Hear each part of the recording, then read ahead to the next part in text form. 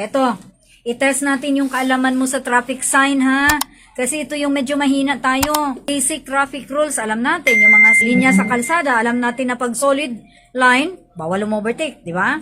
Pag broken, pwede. Kapag walang sagabal sa unahan. O, hindi porket, putol-putol ito, sabi ni ma'am doon sa LTO, pwede ako mag-overtake. Hala, go. May tumatawid pa, paano yan?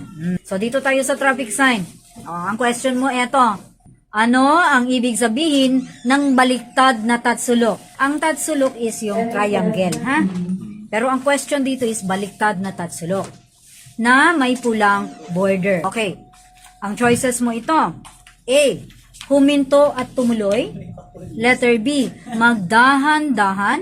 O letter C. Magbigay ng karapatan sa daan.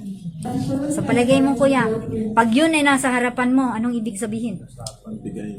Yield sign. In the absence of any traffic enforcer manning the traffic and in the absence of traffic lights. Kapag ikaw ay napunta sa intersection na nasa harap mo yung yield sign, so ikaw yung dapat magbigay daan. So minsan, ikaw naman yung nasa kabilang side, yung kabilang sasakyan, alam mong may yield sign doon, paharap sa kanya, dapat siya ang nagbibigay daan.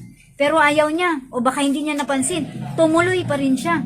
So, ang pinakaligtas na alituntunin, kahit na alam mo na ikaw ay may karapatan sa daan, ay ano?